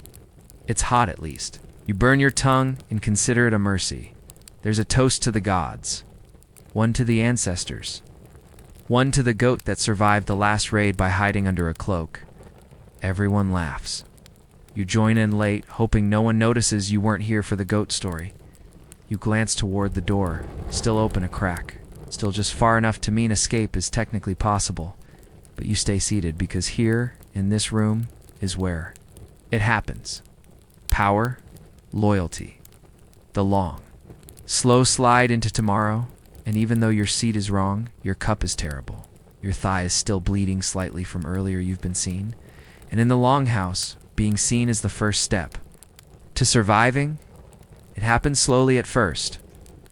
One man raises his voice. Another forgets to end his sentence. A third toasts the chieftain for the fourth time in 20 minutes, this time calling him a beautiful elk of justice. No one stops him. It's begun. You are now entering the part of the evening historians rarely write about, not because it wasn't important, because their sources were too drunk to remember the details. This is the spiral. You sip your drink again? You shouldn't. Change temperature, density, and possibly species since the last time. But peer pressure in the Viking longhouse doesn't come as a command. It comes as a raised eyebrow and the sudden silence of 5 men waiting to see if you're weak. You drink, your neighbor cheers, or curses. The language has devolved into a dialect known only to those who've had 7 horns of honey ferment and half a bowl of questionable fish pudding. The bard returns. You'd hoped he was gone. Perhaps absorbed by the shadows, perhaps carried off by wolves. But no, he's back, louder than ever. And halfway through a saga he clearly started in another room, possibly last week. His voice cracks like old leather. His gestures are grand, erratic, and involve far too many accidental jabs with the lute. The story is familiar. It always is. A hero. A betrayal. A beast that may or may not be metaphorical. The hero wins, then loses, then wins again, through the power of sword, speech, or sheer narrative exhaustion. No one listens. Everyone nods. Someone starts drumming. On the table with a bone, second person joins in with a spoon. The rhythm is irregular, aggressive, and infectious.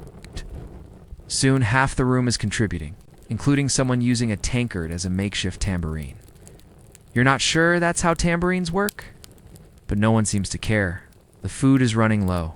What remains is a kind of stew, congealed into a shape that defies geometry and maybe ethics. Someone tries to cut it with a knife. The knife bends. The stew wins. You focus on chewing something that might be bread, or meat, or punishment. It squeaks. You swallow quickly. The stories get louder. You hear tales of raids that clearly didn't happen. of sea monsters that only emerge when the moon is offended, of a man who once beat a bear in arm wrestling and then married it. People laugh. You laugh too. You don't believe any of it, but belief isn't the point. Survival is. You catch glimpses of strange movements. A merchant is trying to balance coins on his forehead. A woman is throwing bits of turnip into a mug across the room. Someone has climbed halfway onto a beam and is reciting legal codes as if they were poetry. This is what diplomacy looks like at midnight, absolutely unhinged. And somehow binding, the chieftain remains seated. He doesn't laugh. He doesn't move. His eyes track everything like a hawk that's had just enough wine to feel philosophical. Occasionally, someone leans in to whisper to him. He nods, or doesn't. That alone can change someone's fortune, and still the feast. Goes on. You've lost count of how many toasts have been made. At least one was to a chicken. One was to the concept of strong ankles. One toast, impressively, was given in reverse, starting with a shout and ending in a whisper and a gentle collapse. You have not moved from your seat. Your legs are numb. Your left foot has fallen asleep in protest. Your splinter wound is throbbing to the rhythm of the drums, but you remain. It's because to leave now would mark you as soft. And being soft in a Viking longhouse is a bit like being edible in a wolf's den. Not ideal. A sudden silence falls. Not everywhere, just enough to notice. The bard has stopped. The drumming has paused. Man stands. He holds a cup. His hair is wet for some reason. His tunic is stained with something that was probably soup, but now looks like an artistic expression of regret. He raises the cup. The room waits, and then he begins to speak. It's not loud, it's not clever, but it's heartfelt a toast. To a brother who never came back from the last voyage, a man who liked onions too much and women not enough, who once saved a sheep from drowning and later fell off a roof while singing. The man raises his cup. The room does too. Everyone drinks. It's one of the only true moments of the evening. You realize that beneath the shouting, toasts, the terrible poetry, and the stew that might be alive, something real sits here. Grief, pride, memory, and the desperate hope that someone will remember them with the same affection, are now faking for the bard. Another story begins. A joke this time.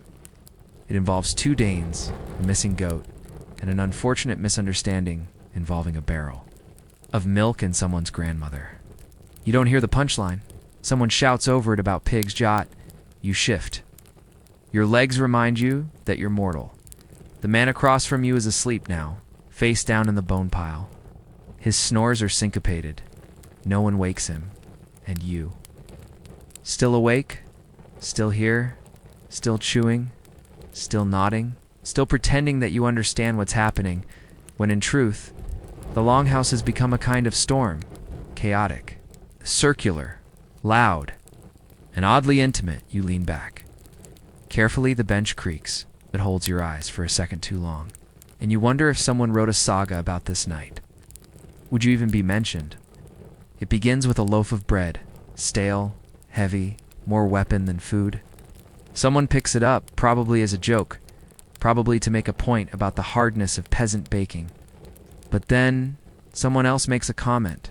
Something about someone's cousin, or someone's goat, or someone's cousin's goat. And suddenly, the loaf is airborne. It strikes a man in the chest. He looks down at the bread, then up at the thrower, then back at the bread as if it might apologize. It doesn't. It's bread. And now the feast has entered its next phase. Conflict. There is no warning bell, no horns, just a silence so sudden and unnatural, you suspect even the rats are holding their breath. The room pauses. You pause. Time pauses. Then someone throws a chicken leg. That's the signal. Chaos arrives like an old friend. A cup is overturned. A bench tips. Someone stands abruptly, sending a bowl of eel stew into a neighboring lap. Someone else stands, slips on the stew and crashes into the fire pit with a noise that suggests either deep pain or enthusiastic dance. No one is entirely sure. You do not move. You have learned by now that stillness is your only friend in a Viking feast gone wrong. Movement suggests involvement. Involvement suggests blame. Blame suggests bleeding. Instead, you sit and watch as two men wrestle near the chieftain's table. One has a spoon. The other has what used to be a shield, but is now mostly regret and bark. They grunt. They spin. They crash into the bard, who drops his lute with a noise that might be more tragic than anything he played all night. A woman throws a cup across the room and misses its target and hits the goat. Yes, there is a goat now. You don't know when. It entered, but it is here, and it is deeply unimpressed. The chieftain does not move. This is not his first tableside disaster. You suspect it is not even his fifth this season. His expression remains carved in stoicism, which is either impressive or medically concerning. He raises one hand. The room does not notice. His wife elbows him. He raises it higher. A servant hits a drum, not musically, just hard. That gets attention. The room freezes again. The chieftain speaks, slowly, calmly. The tone of a man who has negotiated with raiders, kings, and in-laws, and finds all three equally exhausting. He says something about honor, about peace, about keeping the blood off the rugs, which were imported and still not paid off. He gestures vaguely at the spoon-wielding combatants, who are now panting and eyeing each other like two cats trying to remember why they started fighting in the first place. One of them mumbles an apology. The other nods. Someone claps. Attention doesn't vanish. It just slides under the table like a guest who's had too much and wants to sleep. Beside the fire, you resume chewing. Slowly, carefully. The bread is still impossible. The meat is warmer now, and worse. But no one is throwing it. Yet this is. The danger of Viking hospitality: it's warm, it's generous, and it comes with an increasing chance of injury. Feasts aren't just about food. They're about power. Grudges. History is longer than anyone's beard. You hear whispers. Ah, man. 3 seats down mentions a past insult. A sheep stolen. A fence moved. A look held too long on someone's sister. Another voice hisses something. Back, a different version of the same story. Somewhere behind you, a knife is drawn. Not used. Just shown. A reminder. Bread is not the problem. Bread is never the problem. Bread is what gets blamed when everything else finally erupts. The bard, to his credit, has begun quietly tuning his lute again. He sings a short, pacifying verse about brotherhood. It rhymes. Barely. No one throws anything at him, which is possibly a personal best. A new dish arrives. A large bowl of something steaming and slightly alive. People crowd in. Eating resumes. Loudly, no one mentions the spoon duel. It didn't happen. There are no bruises, no spilled eel. Just faces returning to their bowls. Like nothing matters more than chewing. You glance at the goat. It is now chewing on someone's sleeve. The man doesn't notice. Or maybe he does, and has simply accepted his fate. The longhouse is not silent, but it is settled. It's like a lake after a stone, still rippling but no longer dangerous. You unclench your hands. You hadn't realized they were clenched. Your fingers hurt. Someone near you says something in a low voice. A joke, perhaps. Smile carefully. You've made it through the worst of it, probably. And yet, it's still dessert. You wake up on something that was either a fur blanket or a wolf last night. It still might be.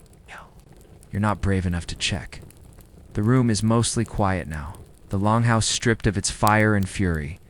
Smoke still hangs in the air like a lazy ghost, drifting through beams, clinging to cloaks, settling on faces that have not moved in hours. The meat has dried into sticky puddles. The bread is now a carpet hazard. The goat is asleep on someone's back. You try to sit up. You shouldn't. Have something inside your neck protests. Your spine has realigned itself during the night into the shape of a question mark. Your knee clicks. In Viking, your mouth tastes like burnt onions and political regret. Something in your hair? It might be soup. It might be symbolic. Either way, it's not leaving without a struggle. You look around. People are everywhere, draped across benches. Curled up by the hearth, one man is nestled inside a discarded shield like it's a bassinet for very confused adults. Someone else is under the table mumbling softly about geese. No one looks good. No one is dressed properly. Most are still wrapped in whatever they fell asleep in. Cloaks, rugs, an aura of personal defeat. The bard is missing, which is concerning. You spot your cup. Somehow it's still upright, still half full, still awful.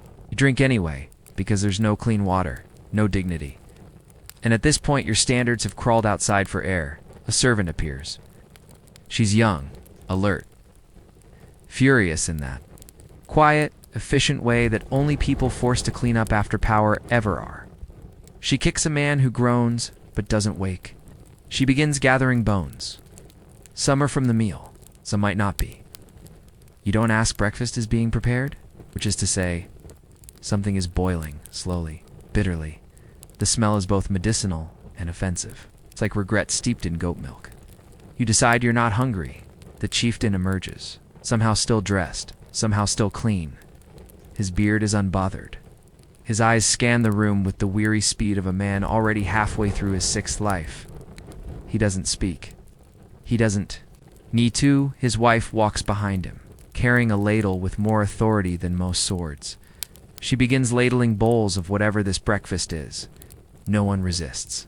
No one complains. They eat slowly, grimly, like people being punished for joy. You take a bowl, you sip it. It tastes like boiled boot. It's with a hint of thyme. Someone coughs. Someone else groans the phrase, "Did I marry someone?" Last night a voice answers, "Not legally." Silence returns. Outside, you hear birds. The sky is pale and blank. The day has not yet decided what it wants to be. The cold creeps in through the walls, gently reminding everyone that hangovers are easier to endure when you can still feel your toes, which currently you cannot. You stand. It's an ambitious move. Your legs disagree. You crouch again and pretend you are stretching. No one is fooled, but no one is watching. They're too busy surviving. This is the part no one sings about. The sagas have plenty of feasts. It's plenty of laughter, drama, glory. The part where everyone wakes up with a headache and a questionable bruise from a falling turnip. Omitted, you step carefully through the room, over a leg, round a puddle, past a man mumbling "not the sheep again." You find the door. You open it. Outside is air. Real air. It's cold and damp and free of stewed meat. You breathe deeply. You almost cry. The village is waking slowly. Smoke curls from a few distant roofs. Someone is chopping wood. Someone else is vomiting politely behind a tree. A child runs past barefoot, covered in ash, completely unbothered. You step outside. Stretch again. This time, you make it upright. Your tunic smells like soup and beer. Your breath tastes like a broken oath. You don't care. You survive the feast. Inside the longhouse. The noises grow, more bowls scraped, more voices rising, more memories returning in unpleasant waves. Arguments reignite softly. Someone sneezes. Someone else starts retelling the saga of last night as if it went better than it did. You hear your name? Not directly. Just near enough to cause concern. You don't respond. You drift toward the edge of the settlement, where the noise fades and the frost still clings to the grass like it. 2 is recovering from last night. You find a quiet rock. You sit, you exhale. It is somehow already happening again. The cleanup. It's the memory shaping. The silence turning into legend. By this evening, the fight over the bread will have involved 3 more people, a sword, and the ghost of an ancestor. By tomorrow, the goat will have stolen a necklace and escaped. By next week, someone will swear they saw Odin in the firelight, nodding in approval. You smile. Or try to, because now you know. Viking feasts do not end when the stew runs out or the fire dims.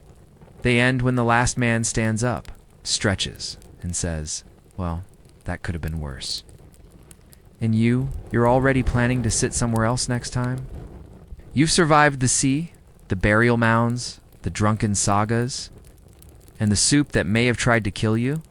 You stood beneath runestones.